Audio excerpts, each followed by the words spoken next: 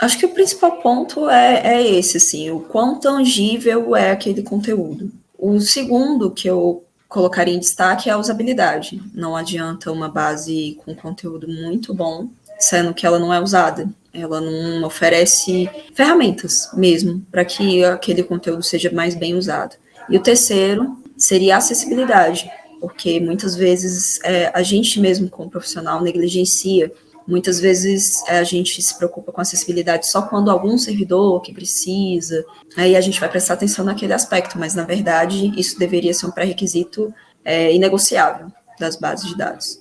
Então, Olá, eu sou o Logan Nobre, falo de Curitiba e sou um dos editores de marketing científico da revista ETZ, Novas Práticas em Informação e Conhecimento. Começa agora mais um episódio do podcast Revista ETZ, uma ação do projeto de extensão Ciência Aberta e a Gestão da Informação Científica da Universidade Federal do Paraná, a UFPR. No episódio de hoje está comigo Anastácia Freitas Oliveira, que é mestra em Ciências da Informação pela Universidade de Brasília, UNB. Ela é autora de um artigo sobre coleções digitais e bases de dados bibliográficas jurídicas, publicado na revista ETZ. E é sobre isso que nós vamos conversar agora. Anastácia, seja muito bem-vinda ao podcast Revista ETZ. Obrigada. Obrigada pelo convite. Aproveita e te apresenta para o nosso público te conhecer, diz quem você é, de onde você veio, o que você faz, o que você fez, enfim, mulher, esse é o teu momento aí de brilhar. Bom, eu sou Anastácia Oliveira, sou bibliotecária, formada pela UNB, fiz mestrado em Ciência da Informação também pela UNB, trabalho hoje no Tribunal Regional do Trabalho, da 10ª Região. Bom, sou bibliotecária lá, analista judiciária, faço parte da rede Rebijutra de bibliotecas da Justiça do Trabalho. E quando tu começou a tua faculdade lá de biblioteconomia, tu pensava em continuar a estudar, em seguir mestrado, ou prestar logo um concurso, né? Já que você está na terra do concurso público Brasília. Exatamente. Como é que era a sua expectativa? Eu segui o caminho natural do brasiliense, do candango aqui, mais especificamente de Águas Claras. Nasci, cresci, passei no concurso, comprei um apartamento. Basicamente isso. Mas eu entrei na área porque, por me interessar em concurso público, eu já tinha uma afinidade com leitura e tudo mais, mas na hora que a gente presta vestibular, a gente não está muito atento para isso, né? Estava pensando em entrar na universidade. Acabei ficando na área, me apaixonei, pretendia mudar, mas não mudei. Esse é o meu segundo concurso público. Eu primeiro passei na CAPES, né, que é do Portal de Periódicos, acho que todo mundo conhece, pelas bolsas de estudos e pelo Portal de Periódicos. E lá eu já tinha uma vontade na graduação de seguir para o mestrado e doutorado, mas na CAPES aflorou, pelo fato de estar em contato direto com a pós-graduação. Já comecei a fazer disciplinas de aluno especial lá, e já flertava com o tema, mas aí mudei para desenvolvimento de coleções em bibliotecas jurídicas quando eu troquei de trabalho e aí funilei, digamos assim, o meu campo de pesquisa. Então foi depois do concurso da CAPES que tu pensou em fazer mestrado, é isso mesmo, produção? Eu já pensava, mas foi o ponto definitivo da trajetória, sim, com certeza. Muito bem. E tu falou aí sobre alguns temas, sobre alguns interesses de pesquisa, né, que são muito atrelados ao seu fazer profissional, né, ao que você faz hoje. E sobre esses temas, qual é assim o que mais te engaja, o que mais te apaixona? Qual é aquele que, assim, que você poderia dizer, esse aqui eu posso estudar ou trabalhar com por muitos anos? Qual seria? Olha, acho que depois do mestrado a gente tem uma certa ressaca acadêmica, né? Eu acho que... Eu não sei se eu vou continuar com o desenvolvimento de coleções por muito tempo, mas é o que me engaja mais, interseccionado com a área que eu trabalho. Eu flerto com alguns temas para ir para o doutorado, mas ainda não me decidi. Mas, assim, acho que mais fora da ciência da informação do que dentro da ciência da informação. A informação jurídica também ainda não enjoei completamente, mas eu não sei se eu permaneceria como tema de pesquisa. Acabo me engajando com o tema por conta dos grupos jurídicos que eu faço parte, alguns grupos de estudos, então eu estou sempre lendo alguma coisa e dando continuidade um pouco à minha dissertação, que foi o que originou o artigo aqui que a gente está conversando. E você falou aí um pouco das suas experiências profissionais, né, nesses 2 órgãos públicos. Nesse que você está agora, né, como é que é a sua atuação? Você está aí como bibliotecária, você está trabalhando com informação, né? Como é que é o seu dia a dia? Tem muita gente que tem curiosidade de saber, vou fazer um concurso público para o órgão X, como é trabalhar lá sendo profissional da informação, né? Então, como é que é esse seu dia a dia, no que você puder falar, obviamente, dentro do tribunal? Eu sou bibliotecária tradicional, né? Hoje a gente trabalha com serviços de informação tradicionais, né? Empréstimo, devolução, empréstimo entre bibliotecas. Hoje a gente não tem um repositório institucional ou uma biblioteca digital. A gente assina a base de dados. E isso é uma das coisas que eu friso bastante no artigo, né? Quem tiver a oportunidade de ler.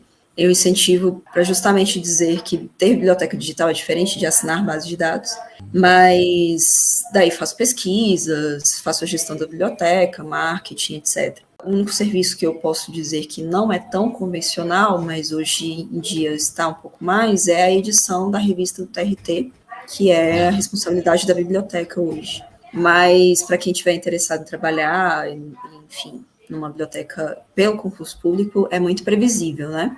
A gente sabe que alguns órgãos têm menos vagas, então você acaba fazendo um pouquinho de cada coisa da área na sua biblioteca, o que não é ruim, eu acho uma experiência válida, mas depende muito de onde a sua biblioteca está dentro do organograma e da sua disposição de onde ela vai parar também.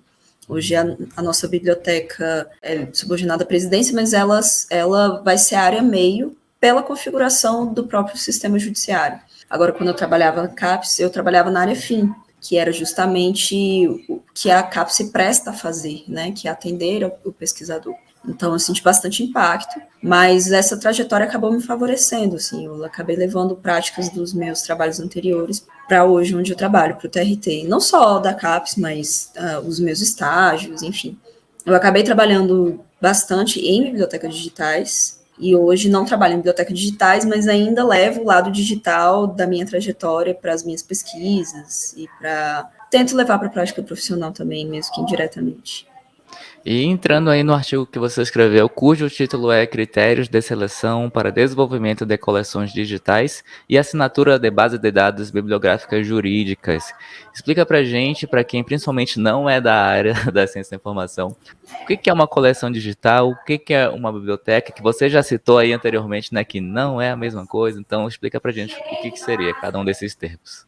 Bom, desenvolver coleções vai além de escolher livros, né? A gente tem que analisar todo um contexto, se aquele livro se integra de alguma maneira ao conjunto, complementando ou fazendo até um certo ponto de divergência, para que a análise de um todo faça sentido. Então, desenvolver coleções é isso. Além de selecionar livros, você desbastá-los, você retirá-los da coleção por um tempo, ou você descartá-los. E aí, quando a gente trata de livros, a coisa foi um pouco mais tranquila, porque a biblioteca tem a posse daquele conteúdo. É um conteúdo tangível, né? Você pega o livro, você empresta o livro. Agora, no digital, não. Embora a gente possa até ter o arquivo na nuvem, não quer dizer que aquilo pertence à biblioteca. E é por isso que eu enfatizo bastante no artigo que assinar base de dados não é necessariamente desenvolver uma coleção digital, porque na verdade você está comprando um serviço, você não está adquirindo itens para a sua coleção.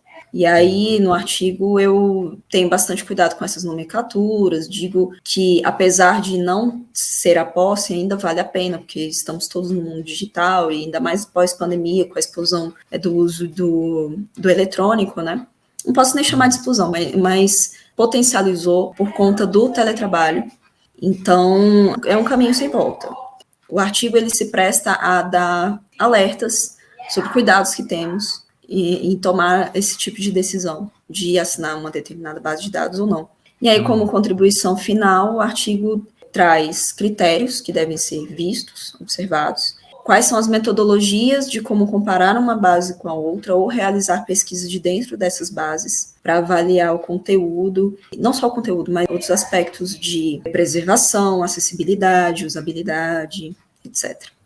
E se você pudesse destacar alguns desses critérios, alguns desses cuidados, né, que as pessoas devem ter, tanto ao escolher qual base usar, qual coleção, né, ao usar no sentido de assinar também, né, esse serviço informacional, o que a pessoa deve se preocupar? Tanto quem está no processo decisório de falar, olha, vamos assinar esta base ou aquela, ou quanto para quem está no papel de profissional, que é o seu papel hoje, que vai usar essas bases, né?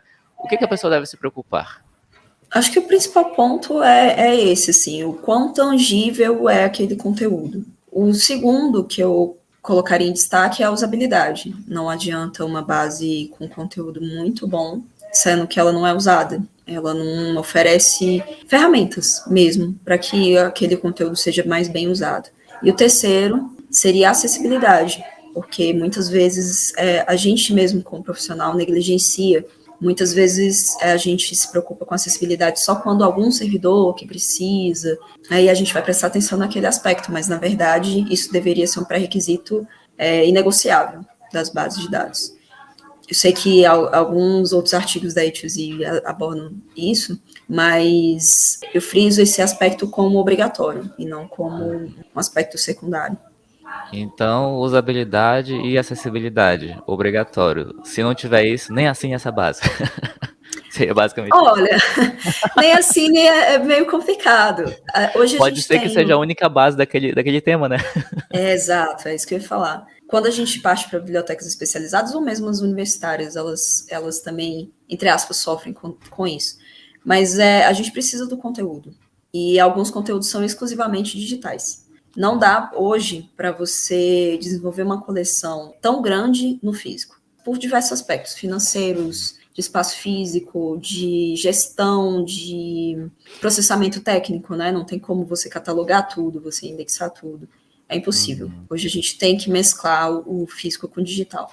No caso digital, às vezes a gente se vê encurralado. Eu acho que muitos que podem eventualmente ler o artigo ou assistir a entrevista, veem, poxa, eu gostaria muito que as bases de dados oferecessem esses aspectos, mas elas não oferecem aí, eu não vou assinar. Mas eu acho que nós bibliotecários temos que fazer um movimento conjunto e não contrário às editoras. A gente tem que chegar nos editores e falar, olha, nós precisamos disso, disso, disso. Tudo bem, você tem um conteúdo muito bom, mas e se eu te oferecer os metadados, você me dá um desconto? Esse tipo de coisa. Eu acho que em algum tempo a gente imaginou que os editores fossem opostos. Alguma questão de acesso aberto, quase práticas filosóficas, ou eventualmente más experiências em reuniões e tudo mais. Mas o que eu percebi é que, na verdade, se a gente não unir forças, a gente não consegue melhorar as interfaces. A gente não consegue melhores condições de contratação, a gente não consegue o produto que a gente quer comprar. Por mais que a gente tenha dinheiro ou, eventualmente, condições não funciona assim. E eu espero muito que os editores estejam abertos ao diálogo, porque a gente está dando uma consultoria de graça para eles, do que pode ser melhorado, do que pode ser implementado, e, enfim, são esperanças aí que a gente lança com um artigo para ver se melhora. Olha aí, fica o alerta, fica o pedido aos A editores dica. das bases de dados para que, né, pensem no lado do usuário, no lado de quem está comprando o serviço e quem vai usar, né? Literalmente, tenham dó. Né? E, Anastácia, se você pudesse indicar um novo caminho para o seu artigo continuar, seja nas suas mãos, seja nas mãos de outros pesquisadores, que rumo seria esse interessante para ele continuar essa pesquisa? Eu indicaria o rumo dos consórcios. Eu acho que não vale a pena as bibliotecas estarem adquirindo o mesmo conteúdo de forma separada e segmentada, principalmente as especializadas. Acho que a formação de consórcios é uma realidade, né? A gente tem grandes consórcios jurídicos, grandes grupos de documentação jurídica ativos no país, mas os estudos deveriam continuar no sentido de efetivar as contratações. E aí a gente sai até um pouco da ciência da informação. A gente dialoga com o pessoal do direito, a gente dialoga com o pessoal da administração pública, da gestão, para que analisem a legislação, de como isso poderia ser feito. Às vezes não, já é uma vontade das bibliotecas jurídicas fazerem isso, mas a gente esbarra em entraves burocráticos. E, às vezes até o próprio editor, ele não entende muito bem, ele fica um pouco ressabiado, que na visão dele pode ser até menos aquisições do que ele esperaria, do que vender em forma segmentada. Então, são esses aspectos que deveriam ser analisados. Outro aspecto que eu acho muito importante, que eu estou vendo surgir um pouco incipiente nos estudos de informação jurídica, especificamente, a informação jurídica que é gratuita. Né? Muitos editores, eles reúnem as informações de legislação e doutrina. Para quem não está familiarizado com o termo, legislação é o que as nossas casas legislativas aprovam. E a doutrina é os pesquisadores se debruçando sobre a legislação e os julgados, que é a jurisprudência, e analisando, fazendo textos, livros e artigos. Então, é a análise da doutrina e da jurisprudência, que é o produto dos tribunais, que é o julgamento em si, né? Existem editoras que pegam esse material gratuito, reúnem numa interface mais amigável e vendem para nós mesmos, para os próprios tribunais. Olha aí. Exatamente. Gente. Sabe aquele problema da universidade que a gente fica, mas por que a gente compra muito caro uma base de dados, sendo que são os nossos professores que publicam os periódicos, enfim. Existe esse problema na informação jurídica. Não vou nem dizer problema, existe esse contexto na informação jurídica também. Na doutrina, na jurisprudência, na legislação. Os nossos magistrados produzem os artigos que vão parar nas revistas pagas e os tribunais pagam a revista para... Então, esse mercado se retroalimenta de uma maneira, eu acho que predatória.